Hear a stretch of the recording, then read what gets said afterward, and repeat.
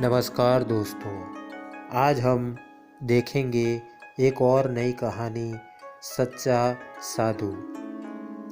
किसी गांव के पास एक कुटिया में हरिदास नाम के साधु रहते थे।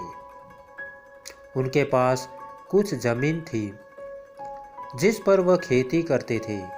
उससे भी जब कभी खाने लायक नहीं मिल पाता तो वह गांव में मजदूरी भी कर लेते थे। उनके यहाँ साधु संतों का आना जाना लगा रहता था। एक बार जबरदस्त बारिश हो रही थी, तभी बाहर से आवाज आई, साधु महाराज क्या सो गए? हरिदास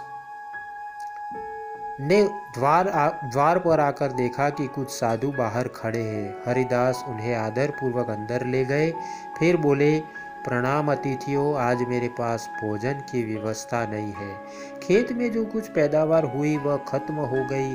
बरसात की वजह से कहीं मजदूरी भी नहीं मिली। अतिथि साधुओं ने आश्चर्य से पूछा, महाराज क्या गांव से कुछ खाने पीने को नहीं मिलता?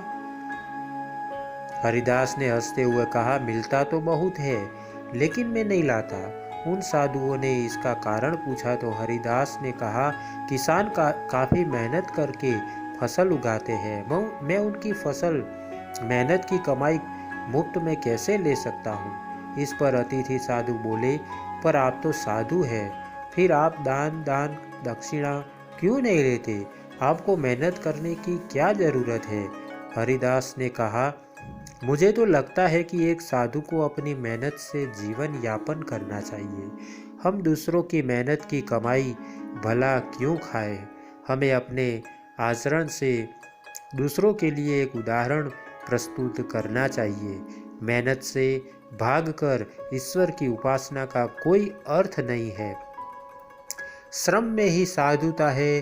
अतिथि साधु निरुत्तर हो गए। धन्यवाद दोस्तों। अगर आपको यह कहानी अच्छी लगी है तो एक लाइक और एक शेयर ज़रूर करना। दोस्तों चैनल को सब्सक्राइब करना मत भूलना। आपके प्यार को इसी तरह देते रहना, क्योंकि हम आपके लिए इसी तरह की अच्छी और मनपसंद कहानियाँ लाते रहे। धन्यवाद दोस्तों, धन्यवाद।